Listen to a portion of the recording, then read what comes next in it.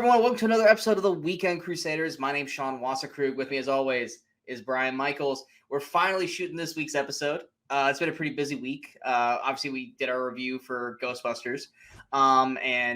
Yes, hence the pictures behind Brian's head. But yeah, we're finally getting to shoot this week's episode. Sorry it's coming out late, but like I said, it's holiday season. It's busy for both of us. Get used to this. Very rarely are we probably going to get these out on time like we normally do. We got 5 movies that are, at least 4 of them are really worth talking about in certain respects, whether it be good or whether it be bad. What were your thoughts on this week's episode, or this week's movies anyway, Brian? This week's movies had me revisiting a lot I hadn't seen in a while. For the most part, I enjoyed them. And then there was another one. Yeah, there were definitely 2 that I was like, oh, I loved those movies, but I haven't watched them in forever. And then there's ones like I don't remember liking it, and then there's one that was near and dear to my heart, and then there's one that I viciously attacked. So it was definitely fun going back and rewatching most of these. We're gonna go ahead and start with my pick. And we said this last night on the Ghostbusters spoiler, that there were 4 pillars of movies that started my childhood of movies. Obviously, like I said, you have Jurassic Park, you have Jaws, but I didn't watch those until I was at least like 5, 6. But like in terms of like what started me out in movies, there was Ghostbusters, Land Before Time, Oliver and Company, and then this film. And this film is probably one of the first films I remember seeing. And because of one particular song in this movie, it stuck with me. And we are talking about the 1986 animated film, An American Tail. An American Tail came out November 21st, 1986, had a budget of $9 million, had a weekend opening of $5.23 million. It was number 2 its opening weekend, and had a finished box office of $84.54 million, $47.48 million domestic, and $37.05 million international. Yeah, American Tail. I think for me as a kid, I was more of a Philo Goes West fan, personally, because it's just more fun.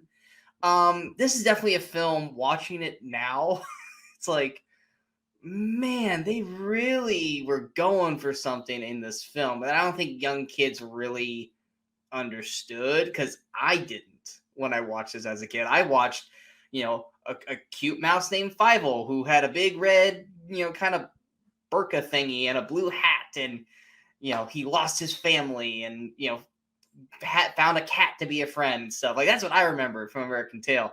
I didn't really remember, basically, like, pretty much that they were like Jewish mice and like cats were Nazis, and then you had immigration, and like there's a whole lot to unpack with this movie. But the song still works.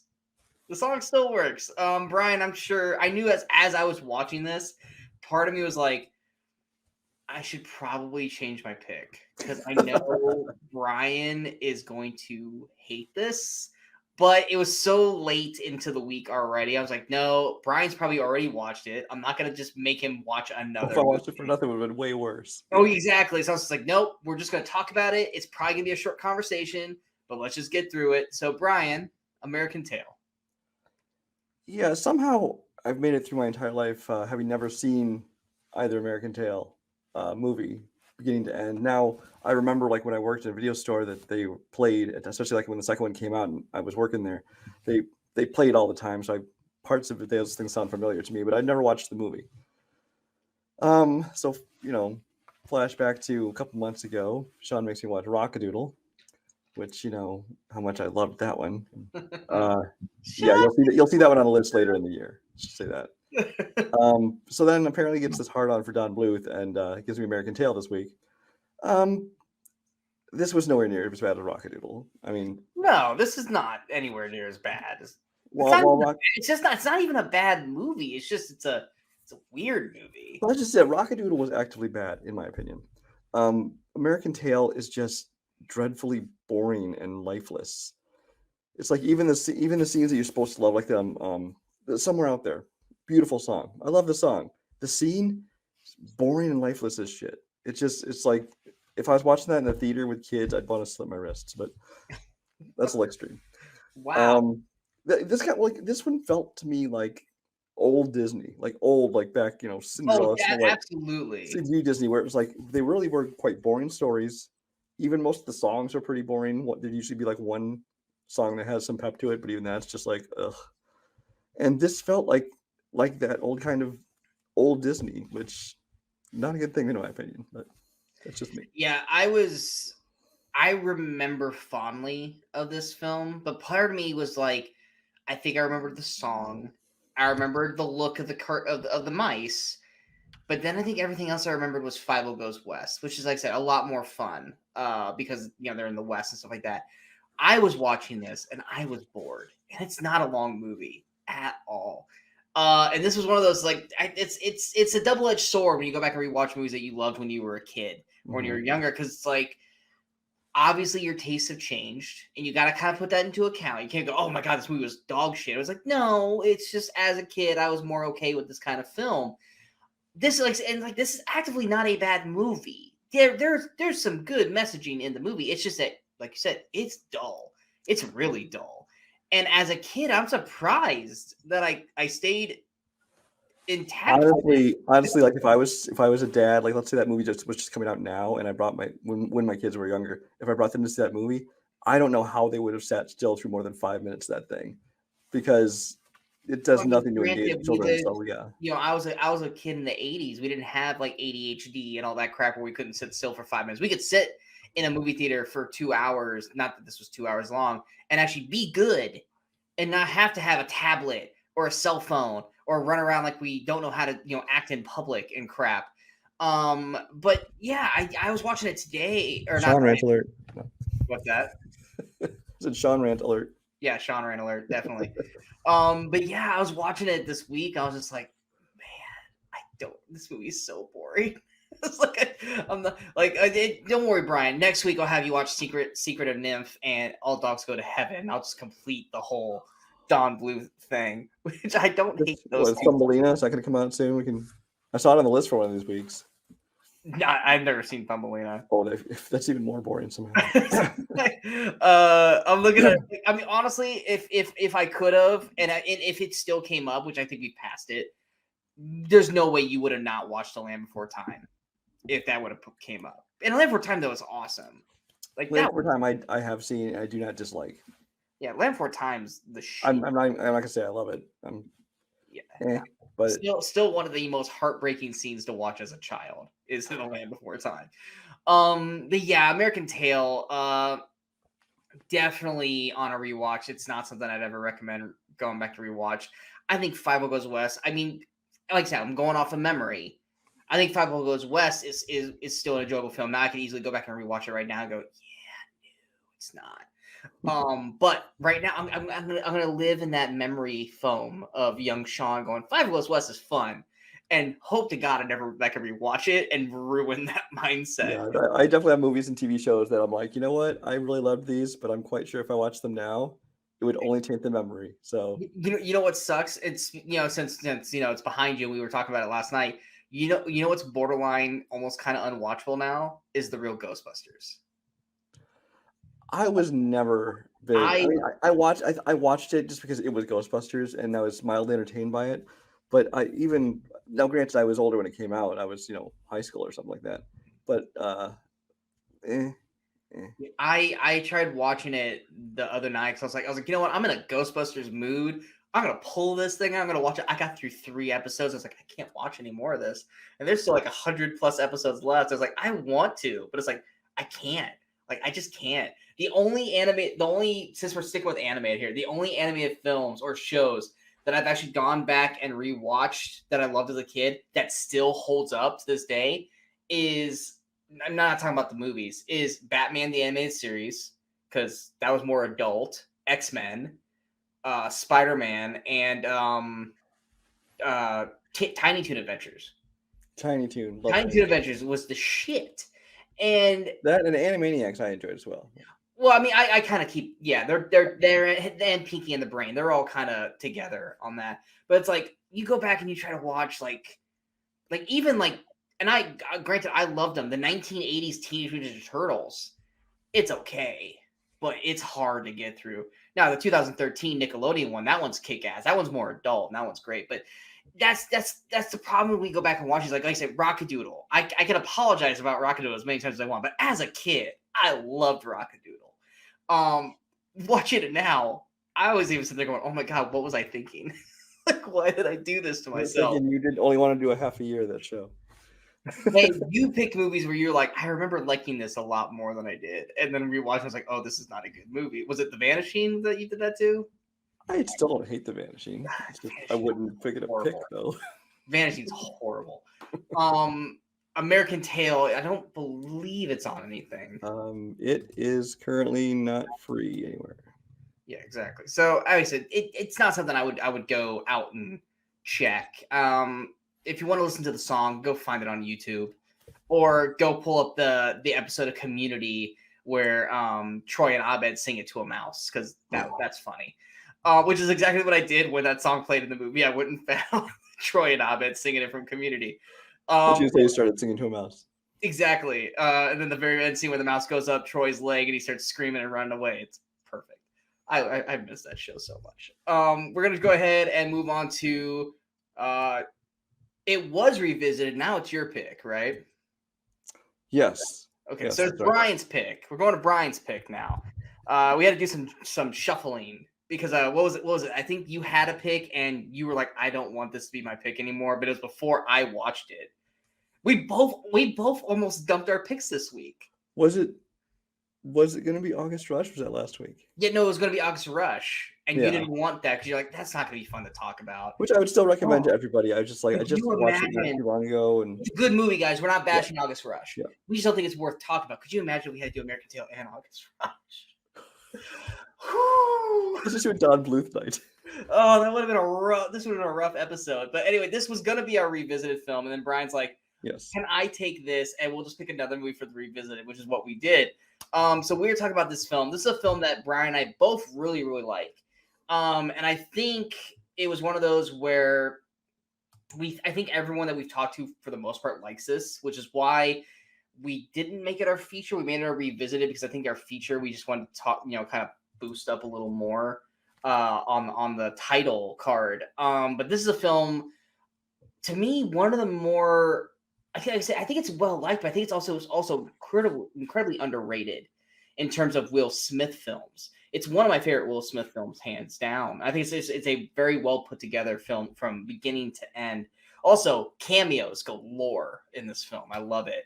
We were talking about the conspiracy theory film Enemy of the State. Enemy of the State came out November 20th, 1998. Had a budget of $90 million, had a weekend opening of $20.03 million. It was number 2 its opening weekend. It had a finished box office of $250.84 million, $111.54 million domestic, and $139.29 million international. Enemy of the State. Actually, you know what? Since this is technically your pick, I'm going to let you start it off. So go ahead. Yes, Enemy of the State. It's one of those. Well, first of all, this is the first of 2 Jerry Bruckheimer movies we'll be talking about today. But Jerry Bruckheimer did it, and Tony Scott directed. And I love Tony Scott. Second, or 2 John Voight films. Oh yeah. But this is also directed by Tony Scott, who actually I really enjoy so much of his stuff. Actually, as much as I like Ridley Scott, I think I enjoy Tony Scott movies better. But so it's got definitely that kind of energy to it. It's a very kinetic movie. It's one of those movies kind of keeps, the whole thing is basically him on the run, so it just keeps moving. It's very exciting.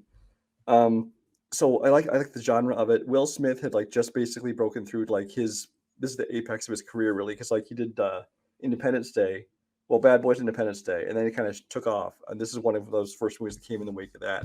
And this is the Will Smith that I really enjoy, because it wasn't serious Will Smith like doing Ali or 7 Pounds or whatever, and it's not really goofy broad comedy.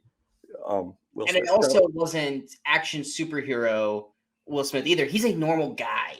Right. That's what I like about this. It is my favorite Will Smith. It's played. He's serious, but not too serious. There's definitely plenty of comedy thrown in there.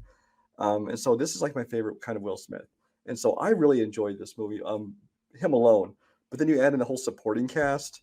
which I mean, obviously you got Gene Hackman working with him, you got John Voight, Lisa Bonet, but especially The whole band of tech guys. the NSA agents, whoever they were. Oh yeah, because I mean, you got what Barry Pepper, you got Barry Jack Black, you Pepper, got Jake Busey, Scott Conn, Jamie Kennedy, Seth Green. Seth Green, of course. It's just, I mean, I just like it's that group of people playing it completely straight. By the way, nobody's being like Oh yeah, comic relief. and what's funny is like Jack Black's like the good guy for the most part. He was like he probably doesn't have it, or he probably doesn't know he has it. Like Jack Black's like the voice of reason. Like guys, can we calm down a little bit Well, here? that's what I kind of like, as much as they're all like with the bad guys, basically. They're playing like they're just doing their job, except for maybe Barry Pepper. Well, Barry Pepper's like him and Busey. They're the the runners. They're the the weapon guys. But everybody else seems like they're just like this is a mission they sent us out to do, you know.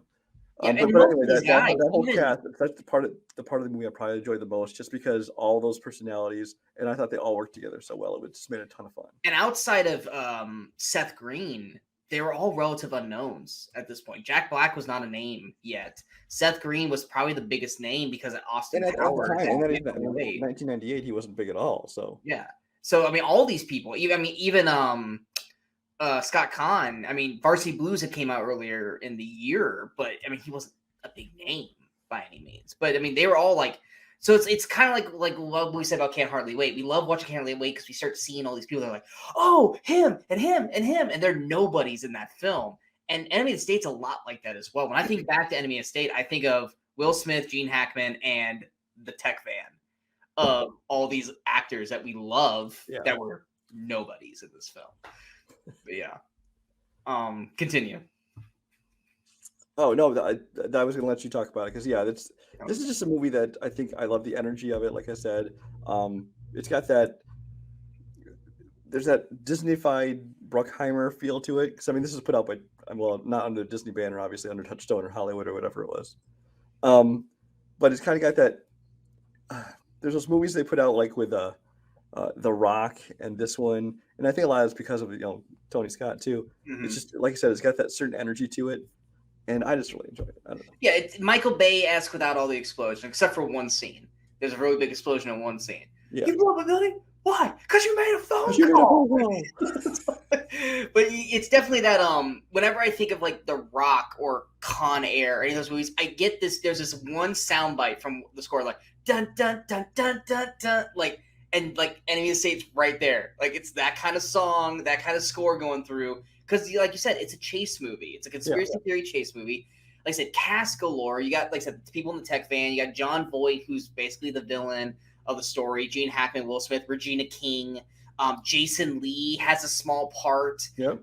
There's so many. Funny, at the time this came out, Jason Lee was probably way better known than any of those people like in the van, like Jack Black and Seth Green, and now. Exactly, and like you said with Will Smith, this was Will Smith. This is probably the first Will Smith movie outside of his earlier work for like Fresh Prince and stuff, where he's not a superhero, he's not a cop, he's a lawyer, he's an everyman. He's not gonna put up a fist fight and beat the crap out of people. He is a vulnerable dude in this movie, except for he's really good at parkour because he could jump off of fire escapes and stuff. But this is the most vulnerable Will Smith we had gotten since Will Smith became huge, because he is just a guy and he doesn't know what he's doing. He's just kind of being dragged along for the ride with Gene Hackman in the film. Also, was it Lisa Bonet? Yeah, Lisa Bonet as well. Another actor in this film, or actress in this film. But I like these kinds of conspiracy theory films where the NSA and everyone's just all kind of come around. They have to kind of maneuver their way and figure their ways out of things. You got all the bugs and all this, kind of stuff going on. And you don't know who to trust. And there's certain situations where it's like, how the hell are they going to get out of this? And it's woven really well. And the way they get the twist and the way they turn the tables in the third act was, Tom Sizemore. That's another actor in this movie. There's so many people in this movie. That whole last scene. It's so that felt to me very reminiscent of True Romance. Very true. They kind of brought all the different groups together and turned out to be like this big massive shot. The good guys kind of try and slither away, and So it's I guess the Tony Scott that must be his trademark thing. I don't know. I don't hate that though. No, but I was saying also a Tom Sizemore. Just saying. Yeah, and that was one of those things where as I was watching it, I like I've seen Enemy of the State at least 5 times, but like we got to that scene, I was like, I don't remember what happens. Oh yeah. And then they got to the restaurant, I'm like, yeah, oh yeah, okay, I remember now because I couldn't remember what happened to John Boyd. I was like, I couldn't remember, and I was like, Will Smith's very smart. You're either incredibly smart or incredibly stupid. That was the other thing watching this movie is I swear like every line I can remember was in the trailer. It's like, oh, that was a trailer one. That was a trailer one. Even though I haven't seen the trailer in years. You have something they want. I don't have anything. Like, I was like, that's a trailer mark. And then the phone call, that was a trailer mark. Yep. That's one of the great things I love watching these movies is like you can. I remember the trailer shots, and it's Enemy State is just such a fun. It's a stressful movie, but it's such a fun movie. You got your little wisecracking jokes, but they're not over the top. They're not outlandish Will Smith comedy. It's a very grounded film for what the subject is. But I mean, I really had a blast going back and revisiting Enemy of the State, and even when I was go back and rewatching it, like my parents are like, "What are you watching?" And I was like, "Enemy of the State." They go, "Love that movie." I was like, I know, because it's great. It's like they can hear it. And it's like it's it's great, all that kind of stuff. But it's I think it's just one of those movies that like when people go back and they think of Will Smith movies, they immediately think Bad Boys, Independence Day, Men in Black, stuff like that. They forget about Enemy of the State, but I think Enemy of the State is probably one of the more beloved or critic reviewed of the Will Smith movies, but everyone just forgets about it. Kind of like we were talking about with iRobot. We both like iRobot a lot, but I think a lot of people forget about iRobot. And Enemy of the State even more so. I think a lot of people more so forget. But rewatching this, it made me realize one thing is how much I miss Gene Hackman. Because he doesn't do anything anymore.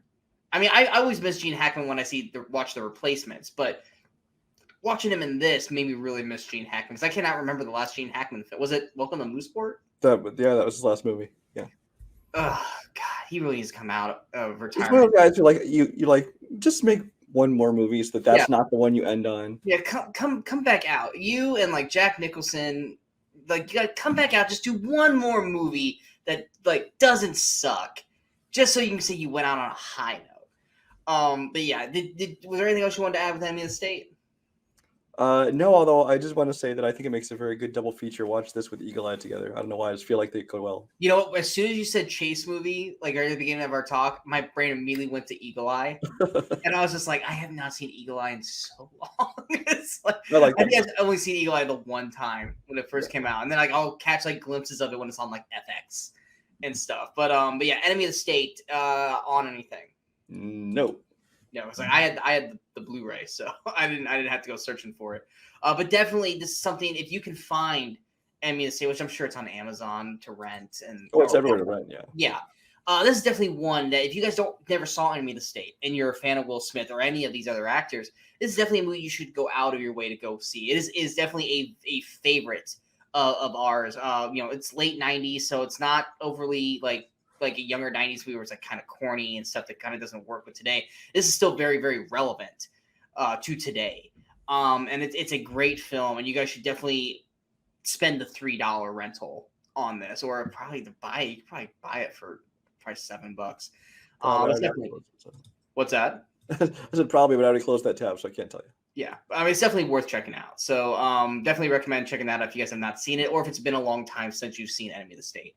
We are now going on to our revisited film, now brand new revisited film since Enemy of the State was revisited. This is a movie that this is the epitome of what a revisited is. Because you were like, what about this movie? I was like, I don't remember liking that film at all. Be like, oh, well, you do not want to watch it? I was like, actually, you know what? I should probably check it back out again to see if I still hate it or if it was just maybe I was in a bad mood when I watched it. So our revisited film is, and this is not is this the first time we've gotten these two together? The director and the actor? Because they're in so many things. Is this the first time we're talking about them on a show this year? I don't think we did any of their own. No. Yeah, I don't think we did, but we talked about them ad nauseum. Like even on the very, very first episode, we talked about them. Alice in Wonderland. Yeah. We were talking about the iconic duo of Tim Burton and Johnny Depp. We were talking about the 1999 film Sleepy Hollow. Sleepy Hollow came out November 19th, 1999, had a budget of $100 million, had a weekend opening of $30.06 million. It was number 2 its opening weekend, had a finished box office of $206.07 million, $101.07 million domestic, and $105 million international. And I said this when we were talking about, probably when we were talking about Big Fish and Alice in Wonderland, is that Tim Burton and Johnny Depp are always doing movies together. And I think that they have like a 25% like positive ratio. It's like they do so many movies together, but it's like 25% of them are actually like good. And then there's like the mix, and then there's like, no, that was dog shit. Case in point, Alice in Wonderland and his futter-whacking self. But Sleepy Hollow, I just remember as a kid, this is not my thoughts going on right now, but like I remember looking back on it, I was like, I remember being dreadfully dull and boring when I saw it back in 99. So I didn't have good memories of it. So going back and rewatching it was definitely me kind of having to see if I still felt that way, or if by any chances I, leaned more positive in terms of the review or the rewatch. What were your thoughts on Sleepy Hollow? Sleepy Hollow, like you said, this is perfect for a revisited kind of thing because it's one that I haven't watched in a long time. And the reason being pretty much the same as you is I remember just being bored by it. Was the first one to me that kind of started Tim Burton, losing a little bit of favor in most people's eyes. Because he had so many hits, but this one I was kind of bored with. So I honestly didn't remember much about it in general going into it. I haven't rewatched it now. It's still, I find, kind of slow paced and boring. But I didn't hate it. It's one of those movies kind of, creates its own little world, and it does the Tim Burton thing, and it's fine for a 2-hour movie. But I didn't dislike it as much as I remember disliking it. Yeah. In terms of Sleepy Hollow, my first thought process of Sleepy Hollow, outside of the Fox TV series that they did for like 4 seasons, which wasn't bad, was I remember as a kid, I would have the Disney Channel on and be around Halloween, and they would just run like random like Halloween cartoon shorts, and Ichabod Crane and the Headless Horseman would always pop up, and I remembered that, and that's one of the things. Like, as once again going back to childhood, I always remember during Halloween, if you put it on Disney Channel, you would run into Ichabod Crane and the Headless Horseman. So making that into a full-length feature was one of the things that at the time was like, wasn't that like a 5-minute cartoon? Like, how the hell are you going to make that a whole film? But, you have Christopher Walken, which, first off, that's the biggest fucking crime of this movie. You have Walken in there, and he doesn't have one line in that whole movie outside of, ha! Like, how can you not let Walken talk? A couple times he went, instead. It's like, oh god, what was it? It was like I said this in my review for Willy's Wonderland this year. Is how can you have Nicolas Cage in a movie and not give him one goddamn line in the film? And this is what you did with Christopher Walken. How do you not let him talk? He's Christopher freaking Walken. Like, my horse, my head, I want it. Like, how do you not just let him have that line? Give him that line. I agree. Well, we'll see, because I think I don't know. I was gonna say it'd turn it into more of a comedy if you talked like that. I get that, but still, it's honestly, I just didn't like Christopher Walken in the movie anyway. Don't cast him. That's what I'm saying. Don't cast him, because he's not getting to do his Christopher Walken thing. No. So he's just sitting there with. Now, this is a problem I think in the high def world. You can totally see the black over his teeth, and the fake teeth are in there. Things like that I found very distracting. I didn't like his character. Basically, the way they did that at all. You didn't need to have him be there. He was completely wasted in this film. And this is not us knocking Walken. This was us defending Walken. He must have just did this for the paycheck, because it was just he's completely, utterly wasted in this film. Yeah. Now, besides that, because that really irked me, I didn't hate this watching it a second time around. First off, being now 2021 instead of 1999, I definitely knew the cast a lot better, mainly the townspeople. Back in Well, yeah, '99, like the older casts of yeah, the council or whatever it is. I mean, you got everybody's in that thing. you got Harry Potter people, you got Batman people, you got all these people that like in 1999 I didn't know or recognize, but now it's like, oh, oh, oh, I mean, oh. not to mention about Christopher Lee and all these people. It's like, holy cow! Martin Landau, I think, is in there. Yeah, there's so many people that just like maybe go, okay, okay, I know these people. Like I didn't know them back in '99, so I didn't care.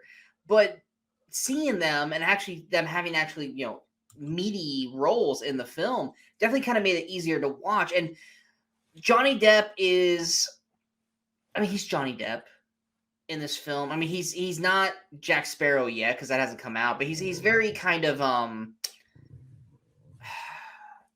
I was watching it. I was like, this feels like another role of his, and I can't put my finger on it. Well, I think it definitely does feel like it, but I think that's less because it's Johnny Depp and more because it's a lead Tim Burton character, and they're always like that. Yeah, So, I mean, so he's like playing it kind of a quirky, Tim yeah. Burton-y comedic kind of way, but I don't think that's on him, and I didn't dislike it. It was just one of the things like, okay, it's Tim No, Burton again. I didn't necessarily dislike Johnny Depp's character. I think his character fit fine. The one thing I did get tired of by film's end was all the fainting. It's Oh, like, because there's times where he would faint. I'm like, okay, and then there are times where he lets everything happen and he's cool, calm, and collected the whole way through, and then everything's done. Then he faints, and I'm like, there's no need for the feint at that point. Like you're just doing that for the humor, and it doesn't land and it doesn't work. Christina that's the Ricci. thing when this movie was, I don't want to say failed, but when it was weakest was when it was trying to be funny. Oh, exactly. They needed to just keep it with horror. Yeah. And the horror, I think the horror aspects work. I think the Headless Horseman works great. Casper Van Dien. I wish they would have given him a little more to do, but the way he goes out pretty much the best, like, badass way possible. Yeah, and the funny thing is, I looked up Casper Van Dien because I'm like, wait, we just talked about Starship Troopers. He only had like 3 real movies, and we've talked about 2 of them. So, I mean, yeah, but I mean, granted, this was right around Starship Trooper time frame, so he was still kind of a hot commodity there at the second. But that was one thing I did like is I did like the fight scenes with the Headless Horseman. I liked the Ray Headless Park Horseman. as the Horseman in those scenes. What's that? Ray Park, Darth Maul was the Horseman in those Of scenes. course he did. Yeah. Of course he did. But like, there's the scene where the Horseman can't go to the church, and he like finds a note, like he does the thing through the window, which I'm speaking vaguely because it's just such a badass scene. It's like, that's awesome. Like he did that. Like I really liked the Headless Horseman thing of it all. I just didn't like that it was walking because just it made no sense. And like I kind of dug the film and the story. It's just Tim Burton's got a color palette that's just so black and white. And it's what would you say? It's basically black and white. Yeah, it's like you might as well just made it black and white. Like honestly, I think it would have worked better if it was black and white and the only color palette you had was the blood for red.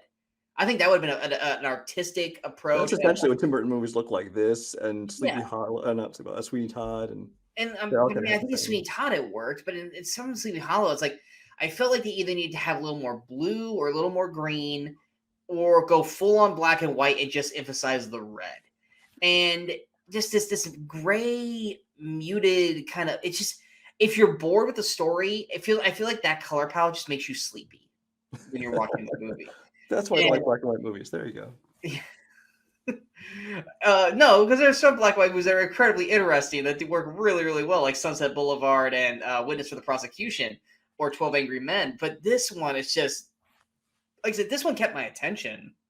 But it's just one of those things where I did like it better now than I did back in '99. Granted, it's because of the landscape of the cast of this film from then to now.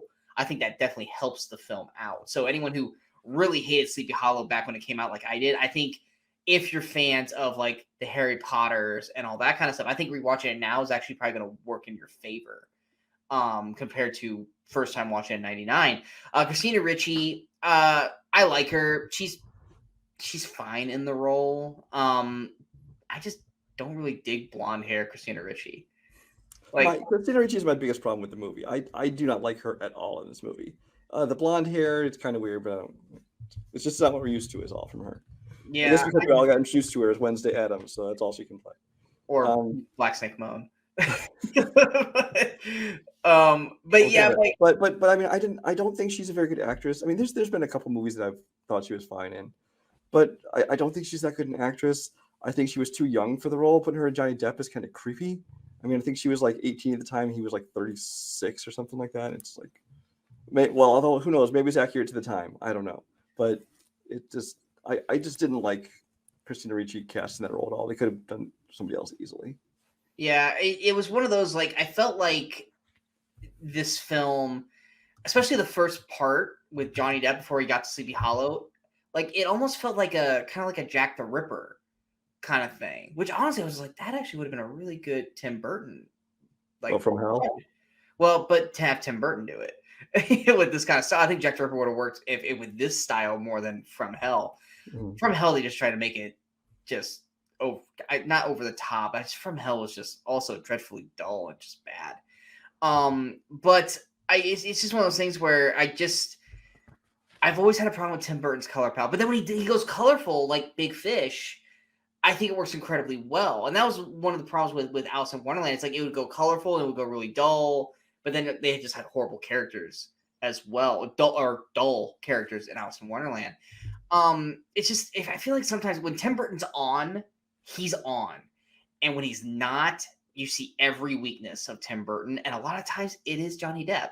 I don't think it's necessarily Johnny Depp in this case. I think it was more the color palette, and the second half is a little, not the second half, or that's like the second act, not the second half. It's very stagnant because they're just kind of moving their pieces until they can get to the twist and kind of go from there. So that middle part of the film is very slow. And like I said, you add that color palette, you can get very sleepy watching Sleepy Hollow. Pun intended. But yeah, it definitely was a better rewatch. But it's not something I would ever be like, let's watch Sleepy Hollow. Like, that was great. Like, no, I was like, all right, yeah, I'll give it more credit now than when I did, but it's still not necessarily a great film. That's pretty much right where I stand on it too. Yeah, exactly. Sleepy Hollow, anything? Nope. We're of course not. Along. Not if we talk about it here. Never.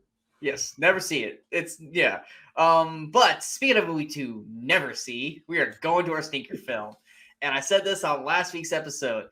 This was one of my very, very first reviews. I literally just passed my 3-year anniversary. The channel has. It passed its 3-year anniversary 5 days ago. I've been doing this channel for 3 years now. This was one of the very, very first reviews on the channel. I you know my reviews, Brian. I try my best not to spoil movies when I do a review unless it's a spoiler review. I remember this review. I just said, F this movie. I'm spoiling this thing because I'm so mad at how shitty this film is. And I basically just attacked this movie for 20-some minutes, just going over plot points about how stupid it was. And even at the end of the year, or beginning of the year, we were going over our sneaker picks. I was like, I don't care what we do. We're talking about this movie in November. And this is the second film that's a stinker this year that's about the same subject. And it's also the second stinker that has the same title as another stinker. We're talking about 2018's Robin Hood. 2018's Robin Hood came out November 21st, 2018, had a budget of $100 million, had a weekend opening of $9.19 million. It was number 7 its opening weekend, and had a finished box office of $86.49 million, $30.82 million domestic, and $55.66 million international. Real quick, one little mini story about Robin Hood. Like I said, this was like I said, I was really starting the channel, so I was really like, I gotta go see every movie, right? Boom, boom, boom, boom, boom. And I remember I took my dad, and we went and saw this, and then we immediately went and saw Creed 2. Like, basically, left Robin Hood and went right into Creed 2. And I remember we got out of Robin Hood, and we sat down on Creed 2, and I'm sitting with my dad. I go, so what'd you think of Robin Hood? He goes, I liked it. My dad's a Robin Hood fan. He loves Robin Hood. And he's like, I thought it was pretty good. He goes, what about you? I go, I'm still marinating about it. And so we watch Creed 2, and we're walking out of Creed 2, and my dad turns to me, he goes, Robin Hood was a really shit movie, wasn't it? I started laughing because like I was Keep expecting in mind until I compared it to Creed 2. Come on. I was expecting it to talk about Creed 2, and like the first thing that was about was like Robin Hood really sucked. I was just like you need to like, well, you watch Creed 2, and yeah, Robin Hood shit. And I was like, well, obviously, I just that's always gonna be buried in my head. Is like he was like, I liked it. 2 hours later, that movie was shit. It was just I loved it. But yeah, like this is a movie, and I don't. And you're gonna counter me on this, and I know you are. It's not. It's okay. It's bad. It is bad. I think I'm more just frustrated with how much they missed the mark on this, because cast wise, this shouldn't have failed.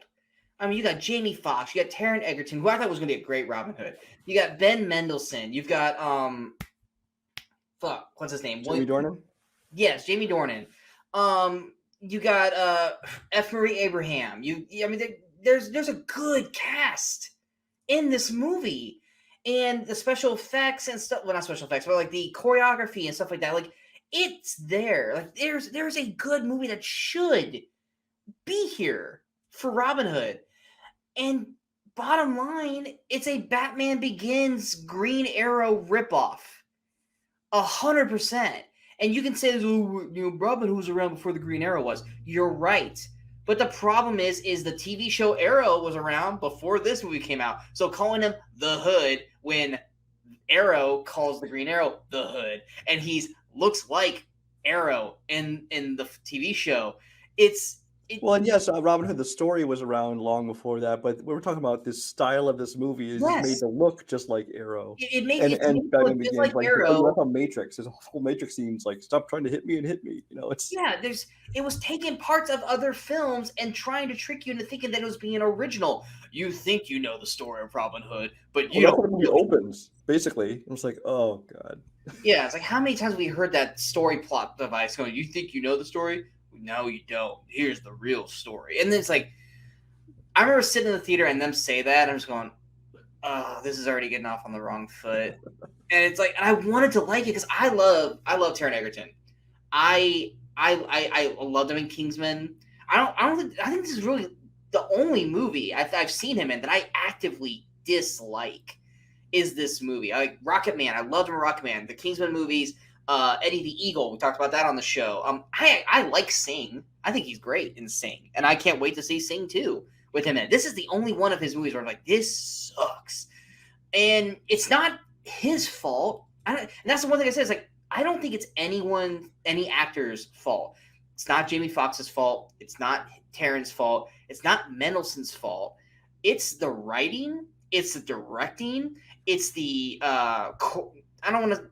Camera work, would you blame the camera work on the director or the choreographer? I think for the most part, it's dictated by the director. Yeah, it's like a lot of it is the director's fault. I mean, the camera work is horrendous. They do these weird blurred in, blurred out, extreme close up, weird. Like there was one point they're doing a casino scene in this movie. I was like, I feel like I'm in Baz Luhrmann's Moulin Rouge. Yep, it is. They're doing like this weird, like ha ha ha ha, and then it's just like, what the fuck did this movie just become? It's a train wreck. And then when they literally take lines from Batman Begins and put them in the film and just replace names, and it's just like Batman Begins should have sued. Christopher Nolan should have sued for this film. He should have gotten some money out of this. But I've talked enough. Brian, Robin Hood. So when we first started planning our year, basically, of movies, or at least when we got to the part where we were planning in December, Sean's like, oh, we're definitely talking about this. This is our stinker. This is our stinker. And I was like, really? Like, I didn't know you felt so vehemently, about this film. And he's like, nope, we're doing this. This has got to be our stinker. Because the bottom line is, I don't hate this movie. I mean, I'm not going to call it a good movie, but I wouldn't call it a stinker. But Sean was dead set on making this it. And, sometimes you get movies like that. If one of us is very passionate about a certain film, then we're gonna talk. Like, okay, let's do it. Yeah, because me, I wouldn't rant against this movie. I don't think it's awful. I just think it's kind of a missed opportunity. But more than anything, I think this movie quite a bit when we watched it last night. There's things to make fun of. You were going at it. Oh, but I still don't hate it though. I can still enjoy it. I can still, and part of that I think is a little bit of the energy, which is part of the problem. Is I think this movie was like two different movies trying to shove together. You got a Robin Hood story, and then you have this one that is best exemplified by the when he goes. First of all, he gets the draft notice, which is all handwritten out in calligraphy. Somebody's hand is tired after sending all those out. You made me crack up so hard last night. We were watching that. You're like, how does that even work? There's so many people. That's so many writings. I thought it was funny they're handing out draft notices. And anyway, but the problem is that he goes off to war basically, and there's this whole other movie there which is done in this like crazy style because it's like set back in medieval times or whatever. But they're walking around like a special ops team around corners, and and they look like they're basically dressed in like Black Hawk Down uniform, except they're like basically wearing skirts in the bottom half. And it's just the weirdest style to it, and it's got this weird. It in its own movie that was not a Robin Hood story. I would totally watch that movie. I mean, there's people like basically like machine gun crossbows and arrows and stuff like that. Crossbow turrets and there's the bazooka. Yeah, the bazooka turret, the arrow bazooka, which I'm like, in theory, that's pretty awesome. It's like I think that this would totally work as some kind of spoof where you're doing Black Hawk Down in like a medieval weapon with medieval weapons, or even if it was like a regular action movie. I would still watch that movie because I can see that style being fun and cool. 300 stylized version. But it's not Robin Hood. And I actually they're like, oh, this isn't your father's Robin Hood. But it basically is just like, I halfway respect him for trying something different, but just because you try something doesn't mean you're successful at it. Well, I mean, the problem is that they're trying something, but then they just keep falling back to the same trends. Thus, naming it Robin Hood. Name it something else. Name it the Hood. Name it Nottingham. Name it the Arrow's Quiver. Something. Don't stop naming it freaking Robin Hood. Every movie is Robin Hood. At least Robin Hood Men in Tights and Robin Hood Prince of Thieves at least added something to it. But it's like, I mean, this is the third or fourth movie that's just Robin Hood. And it's like, come on, even Batman's got like tied other names in the title. It's just, and then you're still doing the same thing, And at the end of the movie, they're trailing off to a sequel that's never gonna happen. It's like, oh, here's the story. It's like, but that's just the beginning. Well, it's also the end too, because you ain't. This movie's clearly like basically saying, okay, Robin Hood 2 coming soon, and we're both just like, that's not gonna happen. No, it greatly underperformed in the box office. We would have already had it come out by now, or at least had been coming out next year if we were going to see one. I remember, like, was it Jamie Foxx or Taron Egerton? It's like, we're still planning on it. No, you're not. No, you're not. No, you're not. Don't lie. No one wants to see this. Don't act like people want to see this. Because, like I said, I didn't hate this movie. I watched it. I remember being disappointed by it when I first saw it, and then I rewatched it for this. I was still kind of like, because it's a movie. Well, I mean, but honestly, I don't hate it as much as Sean does, but it's not good, and it's just nothing I would rewatch again. Well, no, it's basically Batman Begins meets Mask of Zorro with Robin Hood mixed in, and then you have some other elements as well, because you have the whole training montage is basically Mask of Zorro, where you basically, and then it's just even Mask of Zorro with Matrix, yeah, and it's just like, if we had never seen those other films, this is some cool, unique stuff. You got that end of the movie Braveheart speech towards the end there. Yes, and where he can't keep his mask on to save his life. That's the one thing I remember most about when this movie came out. Is Sean was just going off about the mask. Well, because he puts on like a freaking. You're not wrong. Yeah, he has this mask to cover him, but every 5 seconds his mask falls off, and it's like his mask is off again. His mask is off again. Everyone can see who it is. And then he's like, there's one part where he talks and Marion's like, Rob? You're like, how'd you know it was me? Well, first off, you ain't doing a voice. You ain't doing the, it's me. You're talking just like yourself. And you can't keep your mask on for longer than 3 seconds. So of course she knows it's you. You ain't hiding it very well. And she even calls him out on it. It's like, you don't have magic Superman glasses. Yeah, exactly. You don't have the little curly hair thing there. But that and the, how like he gets shot in the leg and he acts like his leg got amputated, but then For like about 5 seconds. yeah, and then he's just running full speed. He's like, I thought He's doing gymnastics and all kinds of stuff after that. I thought your leg hurt, man. I thought your leg hurt. Like I know how adrenaline works. If you stop dead because your leg got shot, you ain't gonna just all of a sudden just power through that shit and just keep going. It doesn't work that way. But yeah, it's just this movie could have been something. Could have. Oh, that and Friar Tuck was basically a Ricky Gervais wannabe. Well, Friar Tuck, because I looked up to say I thought he looked familiar. I still don't know what I recognize him from. Yeah, but he's basically a stand-up comedian, and you can kind of tell they're just trying to kind of give him like this. Oh, look, you made this funny character out of him for whatever. But he's basically. I just kept saying a cheap Ricky Gervais. Yeah, and what bugged me was they have Ben Mendelsohn, basically trying to channel Alan Rickman. Sheriff Nottingham's not going to happen. Just saying. But even then, they try to give him like this arc where you're supposed to feel for him. He has like that story where he talks about him as a kid, and the religious men or the priests, the cardinals, the way they treated him. Like it's like don't try to humanize the Sheriff of Nottingham. Like don't do that. But my thing was that they got Ben Mendelsohn, and who I think is a good actor and he plays a good villain. The problem is he plays the same villain. There's basically this Ready Player One and Rogue One, where he's kind of playing the same character every time. And you're just kind of like, okay. And the thing is that there's another actor who I love, who also was a villain, like for 2 straight years. Everything he was in, he was a villain. But at least he was doing different kinds of villains, which was Mark Strong. Mm-hmm. Mark Strong was like, here he is in Sherlock Holmes. Here he is in... there's at least 5 other movies where he was a villain, but it was a different kind of villain each time. So when he finally became a good guy, like in Kingsman, you're like, oh, cool. All right. He's versatile, which I've yet to see Ben Mendelsohn do anything but be either an asshole or a villain. And it's always the same kind. But I like him. I really do. But I think it's time we see Ben Mendelsohn do something a little bit different next time.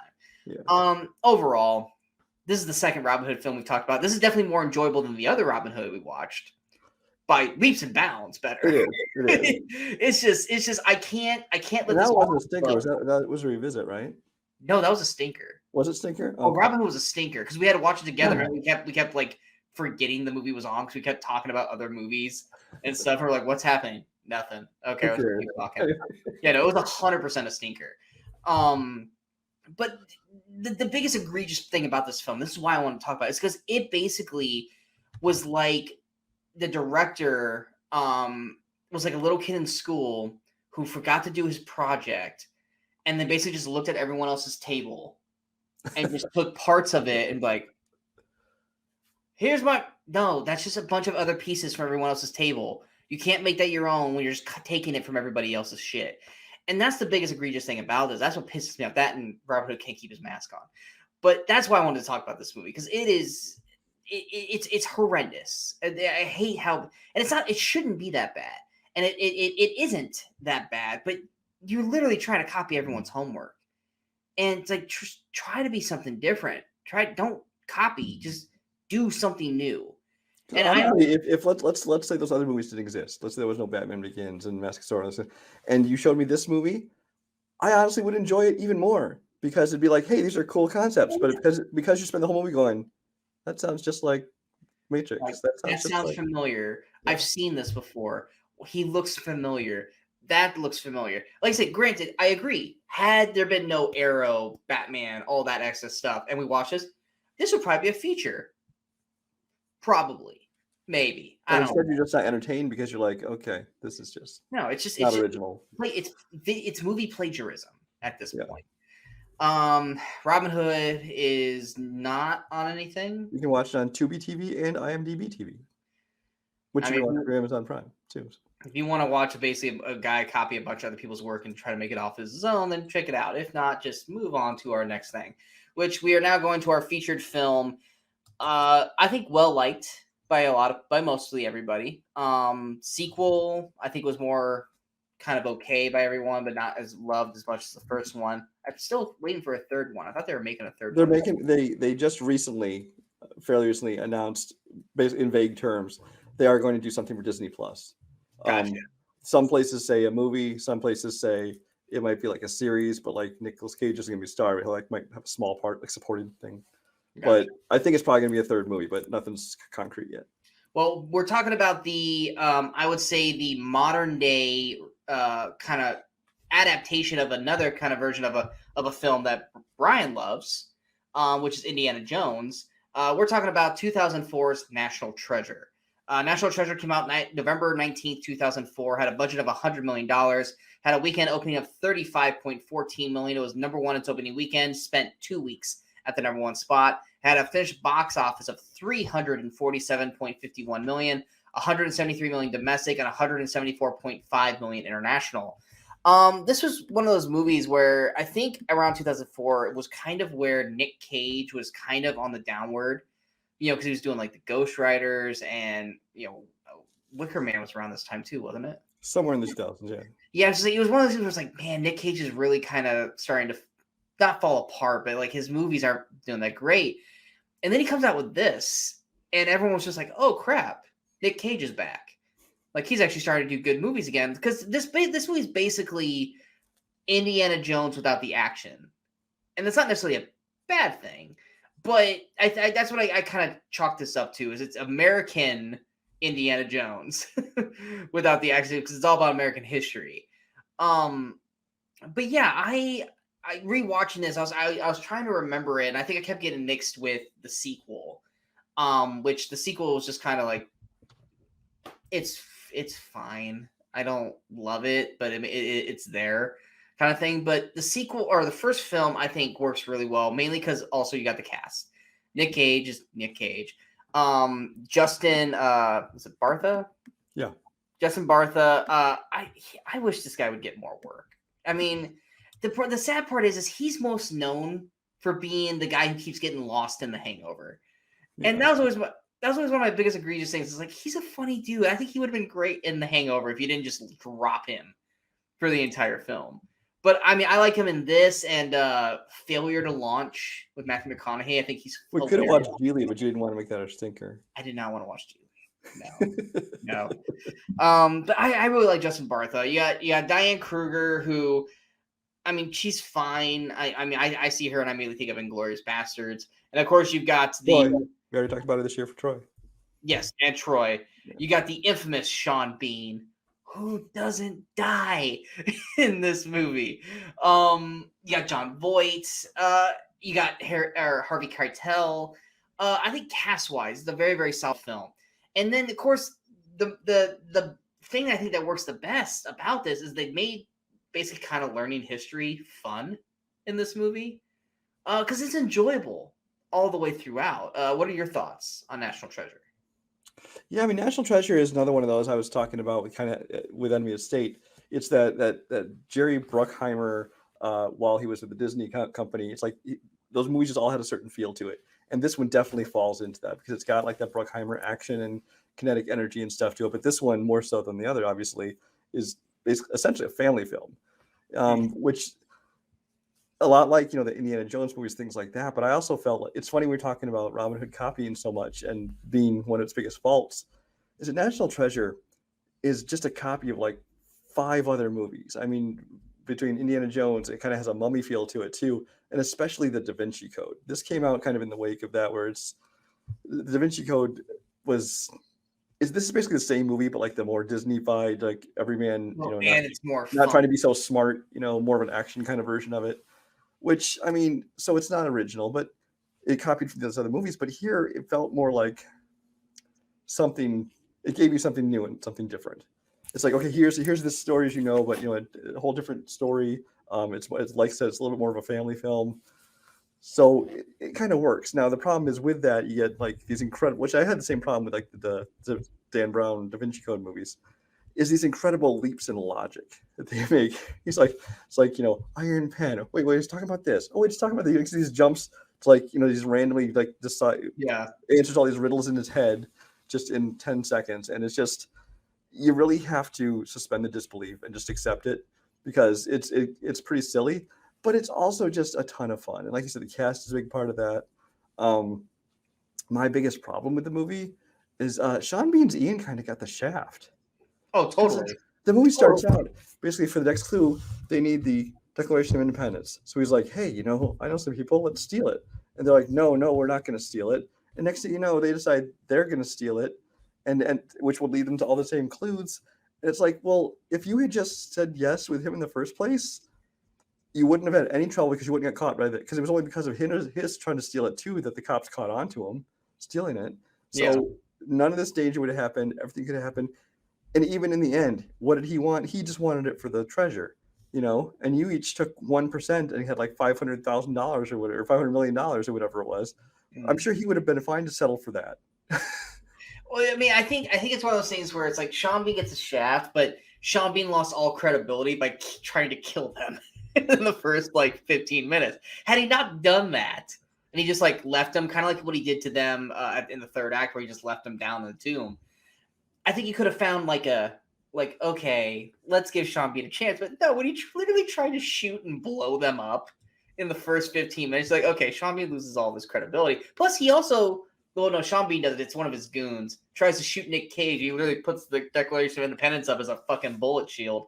But it's one of those things where it's Sean Bean was capable of it, and you kind of forced him into being this.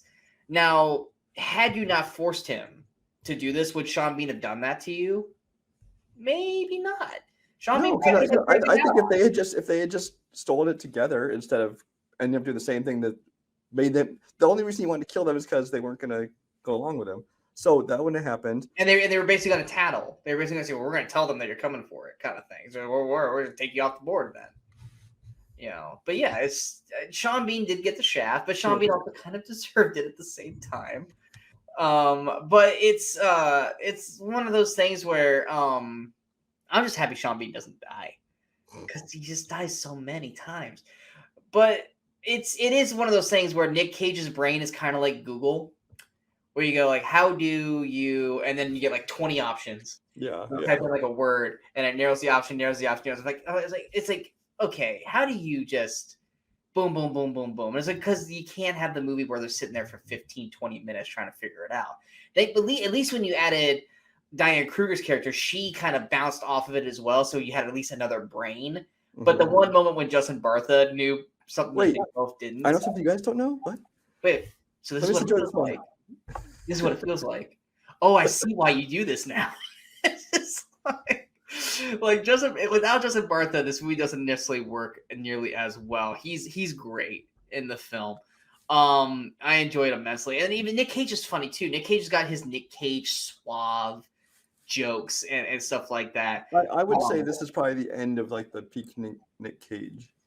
After this, he starts going into the direct to DVD and just the crazy Nick Cage offsets where he just does random stuff, and then he'll occasionally have something good, and then he'll go off and make 15 other movies that no one will ever talk about, and then he'll do another good one, kind of thing. Yeah, there's The Rock through this. There's a 8 or 10 year span where it was peak Nick Cage, in the late 90s, early 2000s, and this is kind of the last one. Now the sequel I did enjoy. The sequel's not bad. It's not just as much as this. It felt like a carbon copy of this. Yeah, it's just a bunch of the same thing, but it's not as good as the original. Yeah. Because it's all about him trying to clear his family's name. And it's not about, kind of this whole, it is about a treasure, but it's also because of, this other thing. Right. And for some reason, it's I remember Diane Kruger, she's in it a lot, but I remember Diane Kruger's role being a little bit bigger the first time around. I don't know why. For some reason, I feel like she wasn't as big in the film as I thought she was. But John Voight's there as well, and I think it's funny when he when they go to his house and he's put it with heat, and he's just go away, Grandpa, go away, Dad, you're not a part of this, and he just keeps poking his head around. It's because that's totally something that would happen, and then at the end, he outsmarts Sean Bean's character and stuff like that. It's a fun film. I do think when they start to bring in the FBI and stuff at the end, and then that's another obstacle they have to go through, I think it kind of gets a little too big at that point. When he has to jump off the pier and try to escape them to get back to Sean Bean so they can do all that. That scene I probably could have done a little without. But when they're on the treasure hunt the whole way through, I was totally a part of the movie the whole way. Like I I enjoyed don't it. agree. 'Cause I mean, you're so used to treasure hunts, these kind of movies being about, ancient Egypt or down in South America and all these kind of things. It's like these treasure hunting movies. But to see them kind of take that story and put it in this different setting, of America, Oh yeah, you it's don't get to totally see treasure scavenger. hunts in America. Yeah, it's fun, and they say it's historical, and you learn something if it's It is. that stuff is In that way, that's one of the reasons it felt so much like a basically, PG version of Da Vinci Code, is because there was a lot of the same kind of these just information dumps and things like this, where there's basically quoting all this history. There's no, it's like okay. But yeah, it's like if they ever did National Treasure for movie trivia, it's like this is basically history class. Like this is a movie trivia. This is history. I don't want to learn this. Kind of like, but is Nick Cage teaching it to me? Okay, I'll listen. There you go. But yeah, National Treasure is on Disney Plus. It's on Disney It's a Disney film. Same thing with the sequel, and then like Brian said at the beginning, we may be getting a third film or a series. Supposedly. I'm open to seeing all four if they get John Voight back. I'm totally cool with seeing all of them come back and doing this again. Mainly just because I haven't seen Justin Bartha do anything in such a long time. After Hangover, he kind of just disappeared. So I'm definitely open to seeing Justin Bartha back. But anything else you'd like to add for National Treasure? Nope. All right. Well, I hope you guys enjoyed this episode. If you guys did, go and hit that like, share, and subscribe button to the channel so you guys stay up to date with all the latest videos pop up on the Movie Crusaders. Of course, don't forget to follow us on all the social media outlets you see below. Out currently, we have a non-spoiler and spoiler review for Ghostbusters Afterlife with Brian and myself talking on the spoiler review. You also got reviews for King Richard, which, Brian, you have not seen yet, and Tick, Tick, Boom on Netflix. My reviews are out. Brian, real quick, what were your thoughts on Tick, Tick, Boom? I really enjoyed it for the most part. I think the music's very well done. I think Andrew Garfield plays a little bit over the top, and I have some other minor issues with it. But overall, I really enjoy it, and I think I'd check it out. Recommend. If you guys want my thoughts, click on the videos. Coming up next in terms of films, we've got Black Friday, which I hope to watch and review. It kind of just depends on availability. We got House of Gucci. We got Resident Evil, Welcome to Raccoon City, which I am actually excited for because it actually looks like the freaking games, unlike the other Resident Evil movies. You got Encanto. I'm so worried I keep going to say that wrong. The latest Disney animated film, 8-Bit Christmas, which I think looks fun as hell. And then Halle Berry's Bruised. Don't know if I'm going to watch that. Maybe. We'll find out. Is it her directorial debut? It is, and she also stars in it. Yeah. And then, of course, we'll be back next week for another episode where we are talking about a sci-fi film that I'm not a fan of that Brian's going to try to defend. We got a family classic that I love that Brian doesn't like. I don't dislike that one. It's just kind of there. Yeah, and I'm kind of that way with yours. I'm like, it's there. We got a stinker that I haven't seen. I don't think you've seen either. I'm not even sure. There's that era of those people's films all mixed together. Yeah, we both just know that it's probably going to be really, really bad. Yeah. We've got a Disney modern day classic that we both enjoy, and then we've got another film. It's a dark comedy. I remember. Oh, dark. Very, very dark comedy. I saw it when it came out. I was way too young to see this movie to really kind of get it. So it's definitely going to feel like a rewatch for me because I barely remember it. But we will definitely be talking about those 5 movies. Figure out what those movies are. And until next time, I'm Sean Waskrug. That is Brian Michaels. We are the Weekend Crusaders. And until next time, in case we don't see you, good morning, good afternoon, and good night, Movie Crusaders.